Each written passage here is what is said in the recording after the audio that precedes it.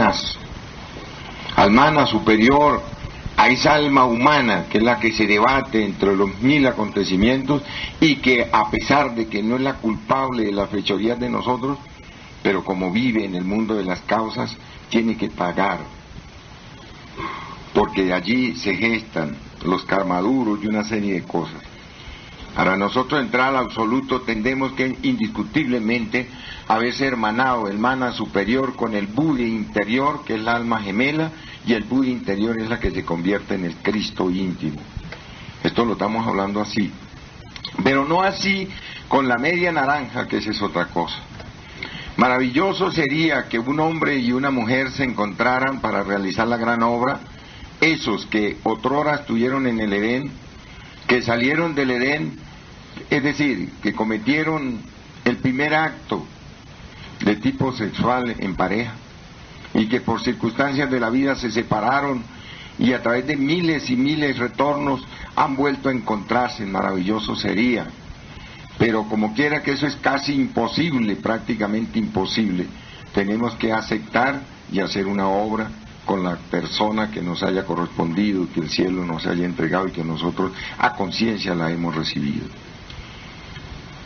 Si se logran encontrar, ayúdense mutuamente, pero no con la esperanza de que tienen que ser ellos dos entrar allá, porque puede ser que el alma gemela o media naranja de una persona esté en el abismo y ella tiene, la otra de media naranja tiene que hacer la obra aquí, no se va a poner a irse al abismo también para ponerse a trabajar ahí en él y perderse en los dos. Puede ser que el uno ya esté en el absoluto y el otro está aquí debatiéndose entre la vida. Bueno, como que es necesario, pero con la propia, que eso es un proceso netamente interno, no tiene que ver tridimensionalmente. Más cuando una persona tiene conciencia objetiva de que se encontró con esa media naranja que le correspondió, ayúdense, pero si no le ha correspondido por ley hacer la obra con él o con ella, no le queda más remedio que inclinarse ante el veredicto, seguir ayudándola y chao. ¿Qué más hay por ahí?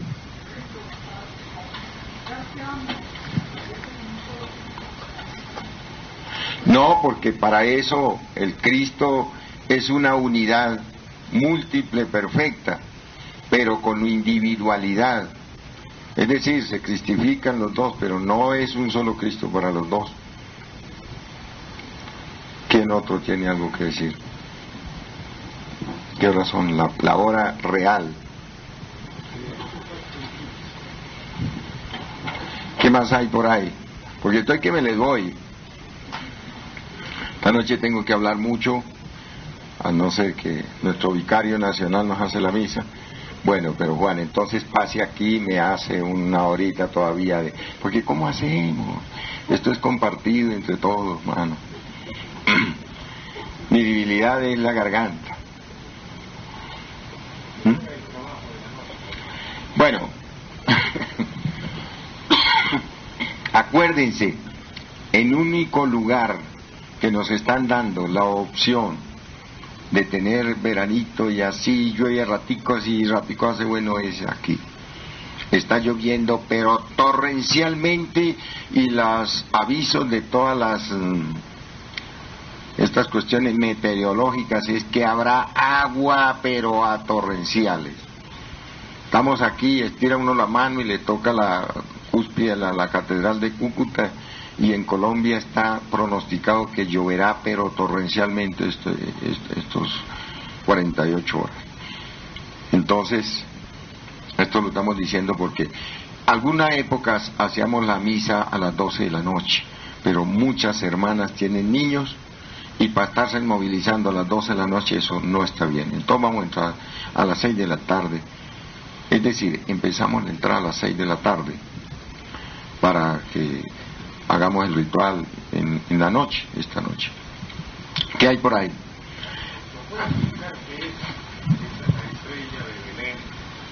Y en todo el proceso de los tres reyes esa estrella de Belén dicen que era una nave espacial,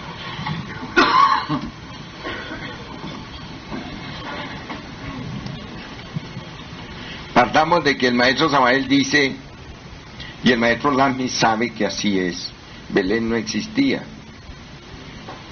El pueblo Belén no existía cuando Jesús andaba por ahí. Entonces, ¿cuál es la estrella de Belén? Partamos de que el sitio no existía. Esa es una guiatura espiritual que uno siente que tiene.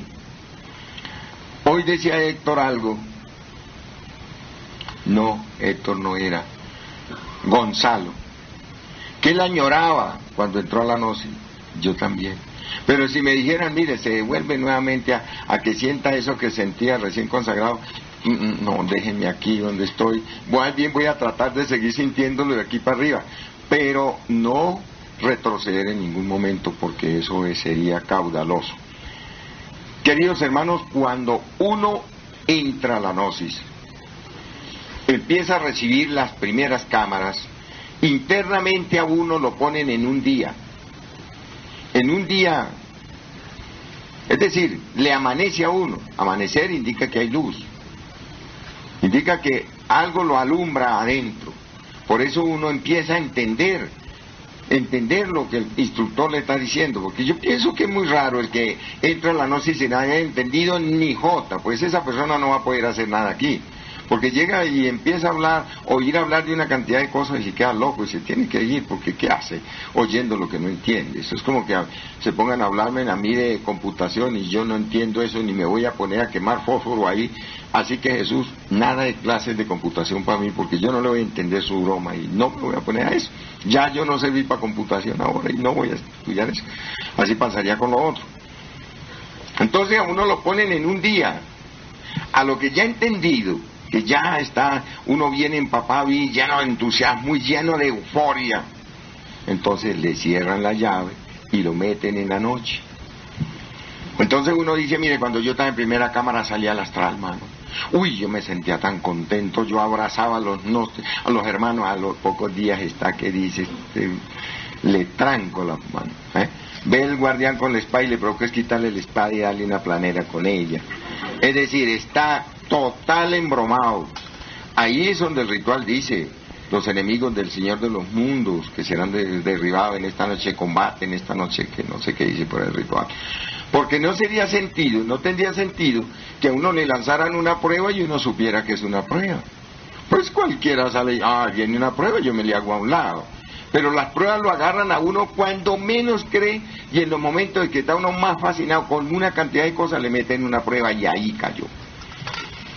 Por eso es que en un momento de descuido se puede perder todo lo que se ha hecho en la vida. No se puede descuidar un momento, porque en un segundo, en un minuto de descuido, se pierde lo que hizo en 50 años. Y eso, no es que eso es tan así. Entonces, esa estrella de Belén no es otra que ese sentir que nosotros tenemos. Yo digo en mi mensaje que la veía, porque es verdad que yo tuve unas experiencias así. Pero no nos vamos a poner a hablar de mis experiencias, porque ustedes qué hacen con eso, o qué hago yo repitiendo lo que ya fue. Pero yo me identificaba con determinado fenómeno y lo veía tanto en la parte humana como en la parte interna. Yo me soñaba, en mis sueños yo veía una cosa que me acompañaba y que periódicamente la veía. Esto no es para que ustedes van a pensar que a todo el mundo le pasa igual, porque algunos dirán, entonces yo no estoy haciendo, porque yo no veo esa tal estrella, yo miro para arriba y veo es un poco ahí, no sé qué. Eso no se vayan a enredar en eso, que el proceso de cada persona es totalmente diferente. Esa estrella de Belén es ese sentir interno que uno tiene. Esa estrella es la que le muestra a uno el camino, lo llama a la reflexión, lo invita a que uno haga un cambio, lo inspira en los momentos en que uno necesita retomar nuevamente el camino. Cuando uno tiene una situación demasiado difícil de tipo mental o psicológico, a uno se le pierde la inspiración. Entonces algunos dejan de asistir a los rituales, dejan de asistir a las cadenas, y es que yo no siento nada. Ahí es donde tiene que asistir para poder tener derecho a volver a sentir. Cuando vuelve a sentir, es porque está ya apto para retomar nuevamente algún otro proceso de su propio trabajo. Se equivocan las personas que cuando se sienten mal se retiran del santuario, porque entonces ahí sí es verdad que el demonio se los ganó. Eso es una guerra o un combate que el demonio ya por sí solo lo ha ganado. El proceso del Melchor, Gaspar y el Baltasar, el maestro Samael lo muestra como los procesos del mercurio, de la alquimia. Primero, mercurio en negro, lleva en su canasta lleva incienso. Segundo, mercurio blanco, en su canasta lleva mirra. Y el tercer mercurio es amarillo, que lleva ya el oro, el resultado de un proceso de trabajo. Esos tampoco toda persona tiene que indiscutiblemente verlo. No es así. Muchos hermanos yo conozco que están en su nacimiento, en su trabajo, por cierto, bastante bien hecho, y yo creo que ellos no han visto todavía aparecer ni ese Melchor, ni ese Gaspar, ni ese Baltasar. Que algunas personas iniciados lo hemos visto, es porque teníamos que asumir una responsabilidad de enseñar estas cosas. Y si no, ¿quién soy yo para haber visto a Gaspar cuando nació? Haberlo visto, que yo lo vi echándole incienso a ese brasero y mostrándome el incienso, y era una parte autónoma de mi propio ser. Haber visto a ese Gaspar, primero ese Melchor, después ese Gaspar, echando mirra en un brasero y invitándome a la reflexión, invitándome a la mística y a la meditación. Es decir, esas son cosas para uno poder enseñar. ¿Ustedes creen que es fácil que algún maestro, por muy exaltado que sea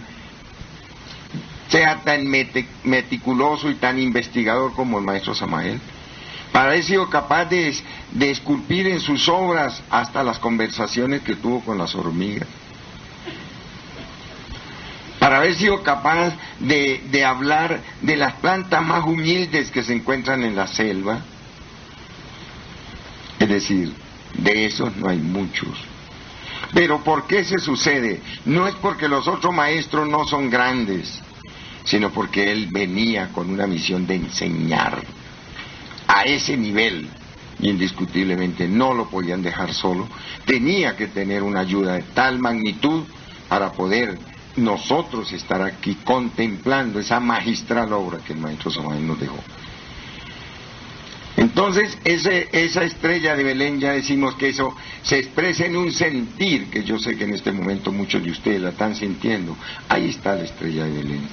Y esos tres viajeros misteriosos no son otra cosa que las diferentes modificaciones que tiene el mercurio de la alquimia.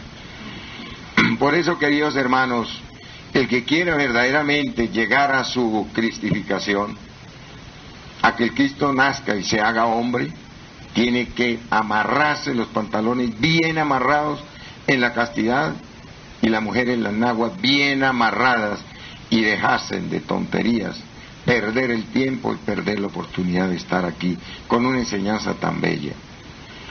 Todos tenemos terribles tentaciones, terribles peligros. Nosotros, los instructores, no censuramos a nadie, les llamamos a la reflexión, porque si por algo vale la pena estar aquí, si por algo vale la pena dar la cabeza hasta la última gota de sangre, es por nosotros lograr encarnar esos principios anímicos que nos muestra la Navidad como el Cristo. Así que, queridos hermanos, a grosso modo le he dicho a Juan lo que me preguntó. ¿Qué hay por ahí?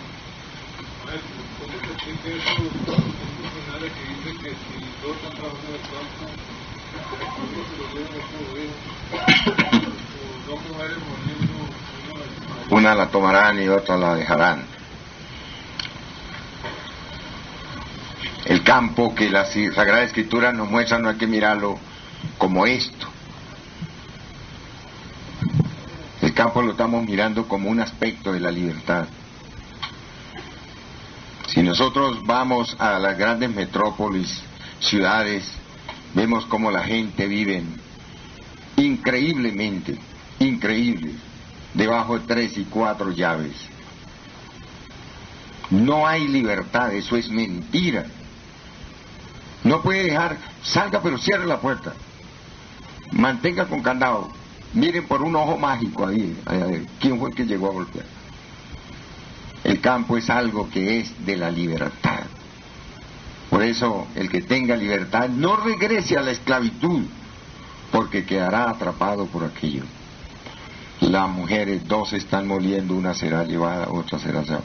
Esa molienda no es más que el simbolismo del trabajo. No todo el que dice estoy trabajando se ha ganado su propia salvación. Es decir, queridos hermanos, hay que mirar esto con los ojos de la comprensión y del alma para poder entender esos párrafos de las Sagradas Escrituras. ¿Qué tienen por ahí? ¿Usted considera de que históricamente no hace 2000 años es mentira de que nació el niño Jesús y que bueno, él hizo su obra, etcétera, etcétera, después fue crucificado? ¿Cómo fue eso? Que conste que usted me va a hacer pecar, hermano. Bueno, Juan, así fue. Para los que no saben, ni esto ni me va ni me viene, pero el maestro Lamy tenía cuerpo físico y fue discípulo de Jesús. Algunos dirán, pero qué diablo, estos son brujos, espiritistas, son no sé qué. Bueno, simplemente yo les estoy diciendo lo que me consta de eso. El maestro Jesús, cuando las Sagradas Escrituras dicen que cuando tenía 12 años, se le perdió al papá y a la mamá, José y María, en Jerusalén, y se fue al templo y se encontró con los doctores de la ley. Y tenía 2 o 3 días perdido el niño, y José y María, corra para allá y corra para acá. ¿Cómo sería la ciudad grande? En esa época, yo creo que la Grite es una metrópoli, para ver cómo era Jerusalén. ¿Ven? A José y a María lo conocería Raimundo y todo el mundo. Y el niño, 3 días, quédese por ahí un muchachito, y no, yo me voy en la tarde y mi papá anda por ahí, el guambe se hubiera ido y se le va. Eso no fue así. Cuando él tenía esos 12 años simbólicos, 12 años que no era la parte humana física, sino fue cuando él se encontró ya por su proceso interno, era un hombre mayor, era un hombre adulto, era un iniciado ya de gran magnitud. Él se encontró con un proceso de su vida donde tenía que dialogar, donde él ya se había encontrado, y valga la redundancia, con los 12 ancianos, símbolo de los 24 ancianos del sistema zodiacal. Eso ya es un proceso de su cristificación. Eso eran los 12 años. En la vida de Jesús, del Cristo, aparecen las 12 estaciones, y esos 12 simbólicos años como la integración con esos 12 aspectos zodiacales. Como quiera que en cada parte del zodiaco, ya verán que Juan va a tener que hacer la misa porque se me fregó la garganta. Entonces, esas 12 aspectos del zodiaco, cada uno tiene su Caifás, su Pilatos y su Judas. Cada signo del zodiaco, que fue lo que aquí se hizo en días pasados. Entonces él se encontró con esos señores. Esos señores no eran más que los intelectuales del pueblo, representados en Pilatos, no eran más que los ancianos del pueblo, representados en Caifás, y no eran otros que los escribas, fariseos, representados en la pasión, en ese Judas. A ellos les estaba hablando, pero ¿a dónde estaban esos individuos? Dentro de su propio zodiaco interior. No era que él se había entrado a una sinagoga ni a una iglesia, era dentro de su proceso interno, y se le había perdido a Jesús y a José y a María. Se les había perdido, ¿por qué? Porque era un proceso del Bodhisattva que en esos momentos se preparaba para ese acontecimiento tan sumamente extraordinario. Se escribe así en las Sagradas Escrituras, porque sinceramente la humanidad no ha estado jamás preparada para entender esas cosas con esa sencillez tan extraordinaria y a la vez con esa terrible profundidad que tiene. Él fue un encuentro que él tuvo con sus propios elementos internos a los cuales él tenía que enfrentarse y que venció los de él y que posteriormente se encontró con los externos, el mismo Caifás, el mismo Pilato y el mismo Judas externo, que fueron los que se encargaron de matarlo. Si hay alguien que quiera decir algo más.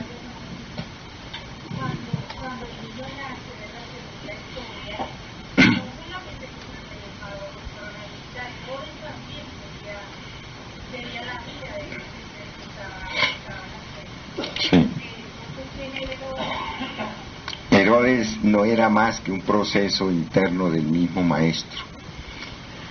Herodes externo existió, claro que él existió. Pero ¿quién era el que le dijo a los Reyes Magos, ir y dar de cuenta y vienen y me dicen para yo también adorarle? No era una parte negativa de las que se tenían que enfrentar posteriormente con el drama del Cristo.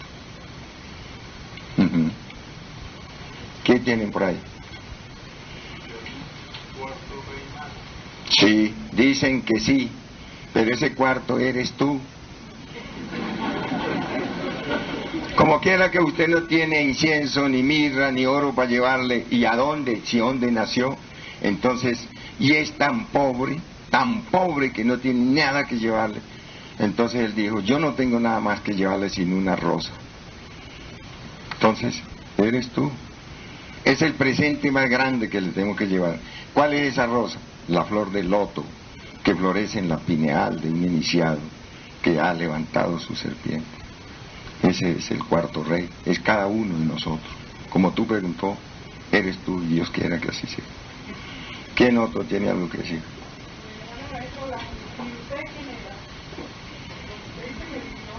¿Pero para qué quiere saber usted eso? Bueno, era el tonto que le barría la casa a Pedro.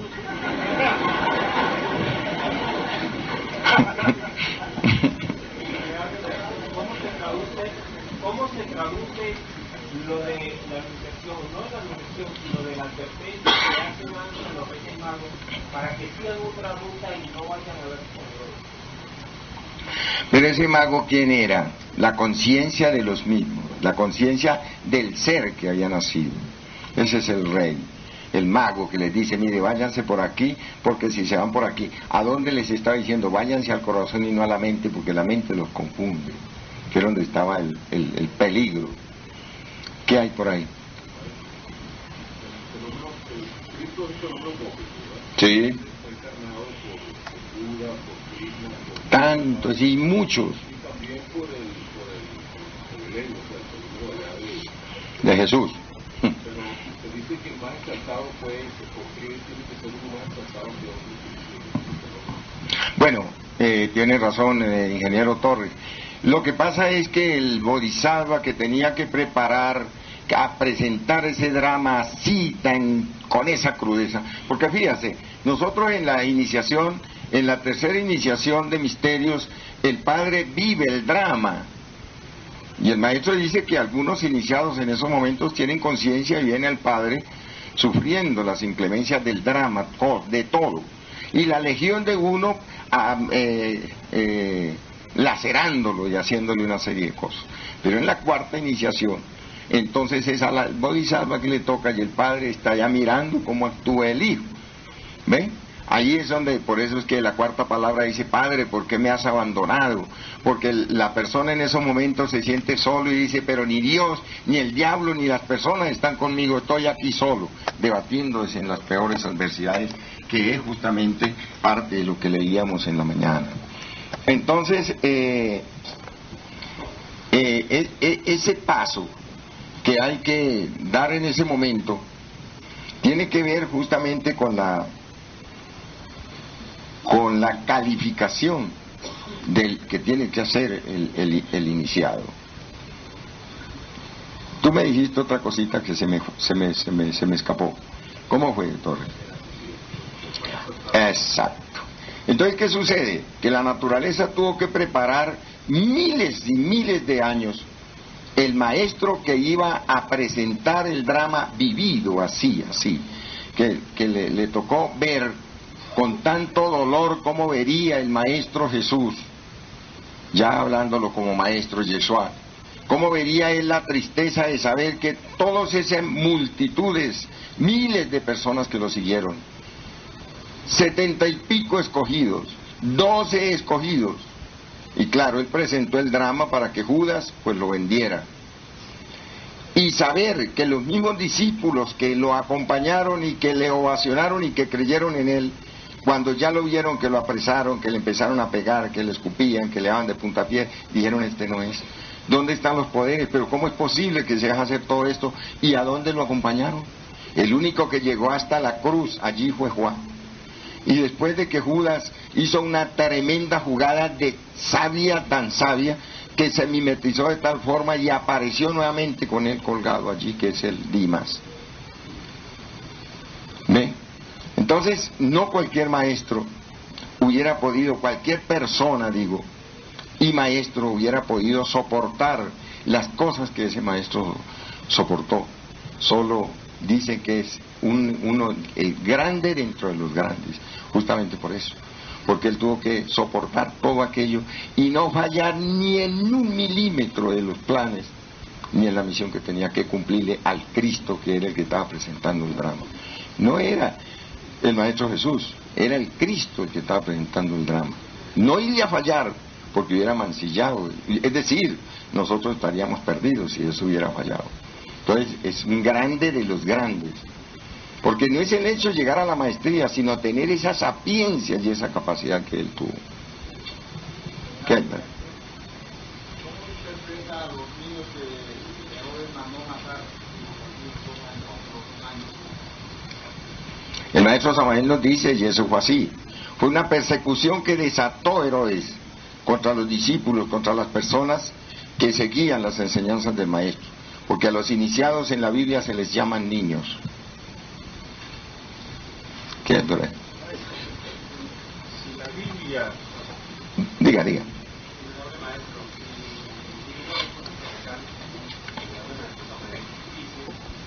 este momento se está viviendo en otro planeta, no recuerdo si es un drama parecido al que representa Cristo por parte de Cristo. Bueno, ahí es uno de los que se está representando físicamente. Entonces la grandeza de Maestro Jesús, ¿dónde quedaría nosotros viéndola con la otra representación física, tal como lo hizo aquí en este grupo izquierda? No, eso fue el mismo Cristo, lo hizo con otro vehículo, pero fue el mismo Cristo, y eso fue un acontecimiento que ya tiene muchísimos años, no es ahora. Eso fue en Marte. Y en todos los planetas del sistema, él ha tenido que hacer el mismo papel, el mismo Cristo, pero con otra persona, revestido con otro vehículo. Juan. La Biblia realmente es comprensible únicamente para los grandes iniciados. Y considerando que los grandes iniciados ya no necesitan de la enseñanza de los libros, ya tienen un conocimiento propio. ¿Por qué se escribió esa Biblia que realmente ha confundido mucha gente, ha producido muchísimas religiones, divisiones, guerras y disensiones, etcétera? Yo la respuesta de eso la di en una de las reflexiones de un investigador, creo que en la primera, si no estoy equivocado.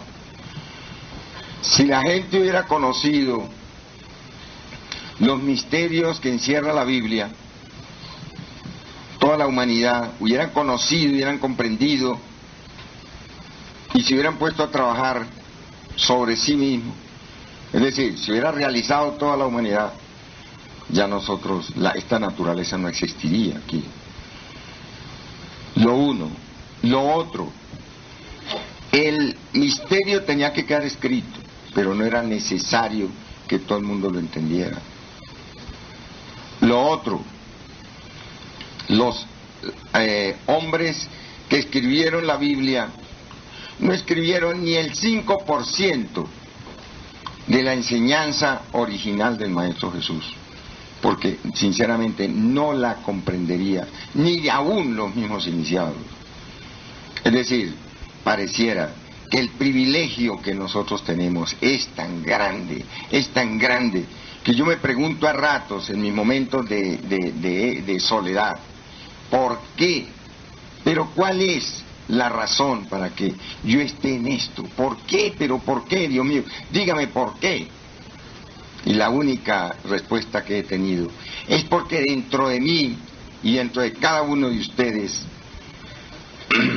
hay un fenómeno que no me voy a poner a hablar mucho de esto, pero aquí aparece un Mesías, ¿sí?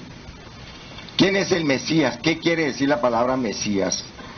Yo dije que me escribió aquí. ¿Cómo? El segundo.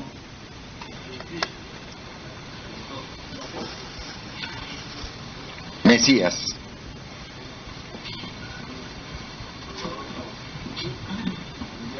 Y apenas tenemos un mes. Sí, pero el segundo. Y tenemos un mes de haber hablado aquí, un mes de esto. Y se les ha olvidado. Tenemos un redentor.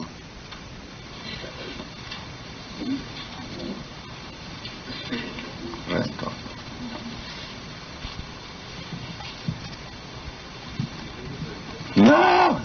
No. Descalificados 3 allí, 4, 5, perdone maestro, pero también 6, 7, 8.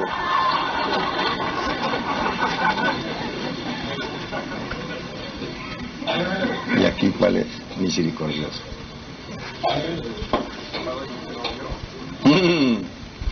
No.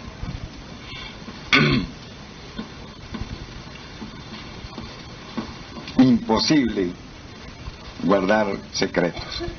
Ahora para acá.